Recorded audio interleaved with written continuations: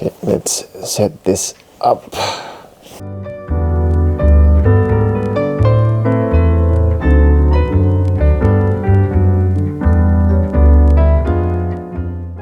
Hello guys! Welcome back to the channel. How are you all doing? Welcome back to another vlog. Kamusta na po kayo? Kamusta ka na? Most especially ikaw na nanonood. What's going on? Na-miss ko mag-vlog, and because of the winter season, I'm going to share some winter essentials that you're gonna probably need once you're here in Ireland. So guys, since the last time we spoke, maybe the second week of November, since last kita nakausap and nanonood, yeah, there's nothing much happened. Maybe a couple of things. Parang sa nursing, I'm still doing, agency shifts. I'm still doing recovery and ICU. The same things, nothing changed. I did ACLS recently, yun lang. And then I've been doing a lot of videos, a lot of vlogs. So today is December.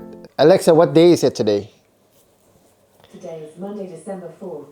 Yeah, I did a couple of videos about interviewing our colleagues, our co-nurses in other countries. Probably, if you haven't seen it, watch it. I'll put the link here. And there's another one coming up. So yun, couple of Christmas shopping with pan Christmas decorations. We've been going out with friends and all that, and I've been working out every now and again. So yun lang ang mga pinagkakabisihan ko if you are concerned about it, or if you're not, and then I'm sorry I shared it. So guys, dito sa Ireland, kung pupunta ka dito during the winter season, probably actually mga bandang September malamig na, but then the temperature really changed nung parang last week of November. So parang biglang nag-drop to -2 yata, so -3 nung one morning. So it's very very cold, talagang mahirap mag-cope.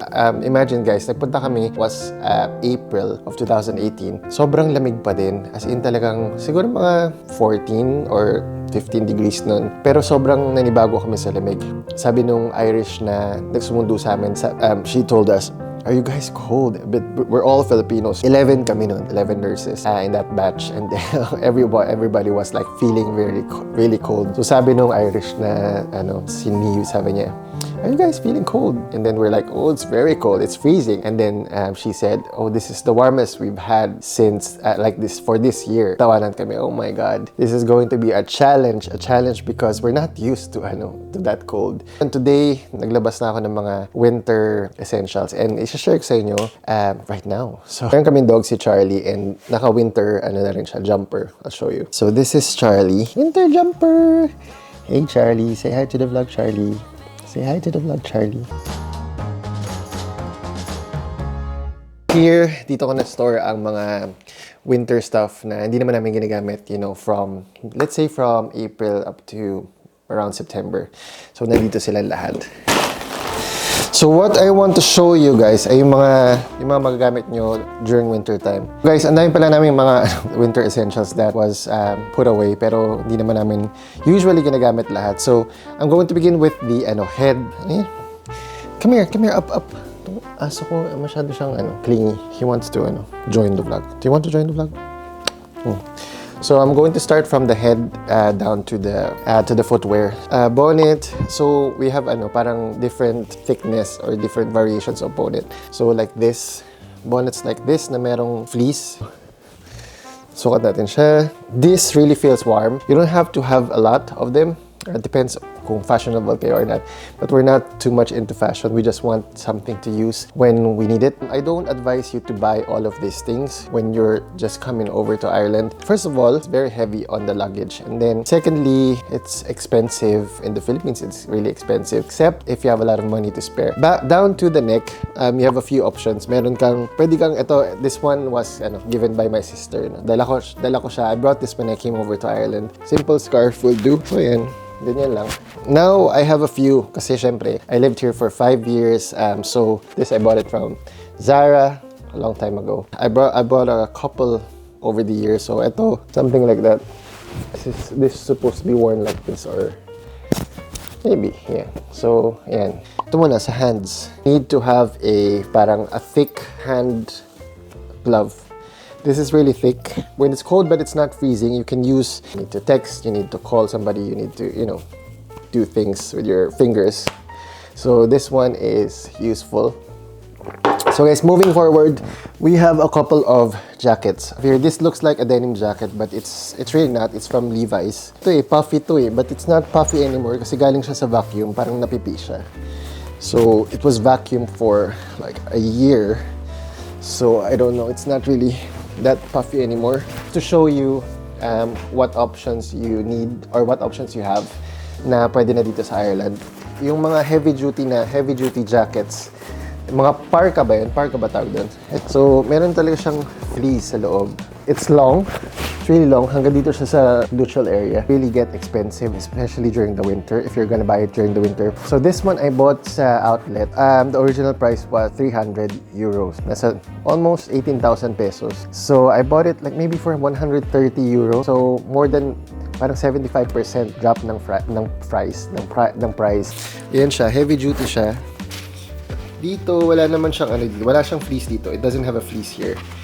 But still, it's comfy. Dito lang yung fleece niya. The fleece are just up to the body, but not in the sleeves and also in the neck. So, and also in the hoodie. Meron din siyang fleece sa hoodie. This is how you would look like when you're outside. If you're going to buy a jacket, if you're going to buy a winter jacket, at least buy one that is very, even though it's kind of on the expensive side. Kasi you can buy cheap. Meron ditong tindahan Ang pangalan niya is Primark or Pennies. So they're like a very affordable, parang siyang pen shop bench ganyan sa Philippines. Makakabili ka ng jacket ng ganito for like 20 euros. Meron pa nga yung nabili ko, 7 euros lang. And then, I used it for like 2 years. And then, nung nakaipon na ako, bumili na ako ng mga more quality na jacket and apparels. So, for the shoes, guys, iba yung mga sneakers. Yung mga sneakers na ganito, if you use it during the winter time, medyo malamig talaga siya sa paa. Aside from, pwede ka madulas. Aside from it's slippery. Especially during the mornings where there's black ice on the road. Parang siyang film ng ice sa road na hindi mo nakikita. Prone to injury ka. So, what I bought during my first year, bumili lang ako sa Timberland ng ganitong shoes. It's not really fully waterproof, mga ganitong shoes. Hindi siya fully waterproof, parang semi-waterproof. Mga shoes na ganito, ito yata Chelsea boots yata tawag dito.